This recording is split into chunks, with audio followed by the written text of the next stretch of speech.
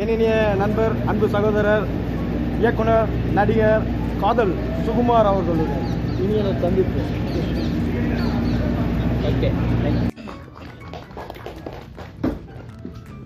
காற்றில்லா தேசத்திலும் காதல் வளரும், காற்றோடு கலந்து வரும் நினைவு சாரலில் மரணம் வரை காதல் அழியாது.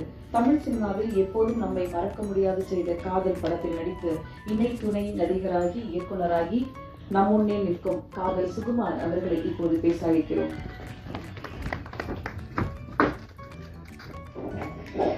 அனைவருக்கும் இனிய மாலை வணக்கம். மிக மகிழ்ச்சியான தருணம் இது. இயக்குனர் கிட்டு சார் அவர்களுடைய இந்த ஆர்டி படத்துடைய காணொலியை தமிழர்களின் கோமான் எங்கள் அண்ணன் சீமன் அவர்கள் வெளியிடுவது தான் மிகச்சிறந்த நிகழ்வாக இருக்கும். அந்த விழா மேடையில் எனக்கு ஒரு வாய்ப்பு கிடைச்சதுக்காக அந்த பிரபஞ்சத்துக்கு நான் நன்றி சொல்லுகிறேன். மேடையில் வீட்டிற்கும் அனைத்து பெருமக்களுக்கும் என்னோட பணிபுரிந்த அனைத்து நடிகர்களுக்கும் நடிகர்களுக்கும் என்னுடைய நன்றியையும் தெரிவிச்சுக்கிறேன். முக்கியமான விஷயம், அது நேரம் காரணமாக நீங்கள் கொஞ்சம் கம்மியாக பேசிக்கிங்க அப்படின்னால 2 வார்த்தை மட்டும் சொல்லி பேசிக்கிறேன்ட்டு வெளியிலே சொன்ன இதெல்லாம் பேசுகிறேன் அப்படின்ட்டு. அதாவது நம்ம நிறைய படங்கள் பண்ணுவோம். திருமுருகன் சார் ஒரு ஆனந்தத்தை இங்கே வந்து வெளியிட்டார். படங்கள் பண்ணுறதுக்குலாம் ஆள் இருக்கீங்க, உணர்வுகளை தமிழர்களின் உணர்வுகளை பதிவு செய்தால் இங்கே ஆள் இல்லை அப்படின்ற மாதிரி. ஸோ அது வந்து இசக்கி கார்வண்ணன் சார் போன்ற நல்ல ஒரு ரசனையான கலைஞர்கள், நல்ல தமிழர்கள் மூலமாக அதை நிகழ்ந்துட்டு வர்றதுக்கு இந்த படம் ஒரு உதாரணம். இந்த படத்துக்கு பிறகுதான் நான் இது பரமேஸ்வரன் பார்த்தீங்கன்னா நடித்தேன். அந்த வாய்ப்பு கொடுத்தாரு. அதே மாதிரி தான் ஒரு போலீஸு. அது 1980s நான் இதில் போலீஸாக வருவேன்.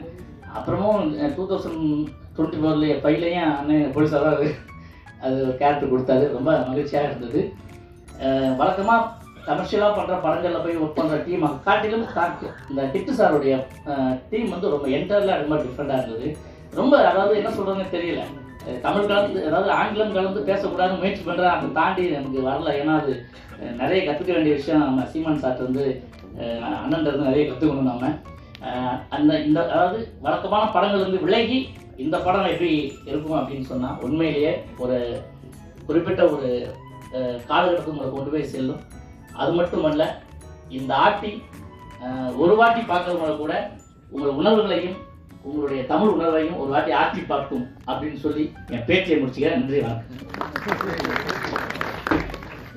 நன்றி. அடுத்ததாக நாம் பேச அழைக்கிறோம். 18ஆம் நூற்றாண்டு கதைக்களத்திலும் வில்லன் இருந்திருக்கிறார்கள்.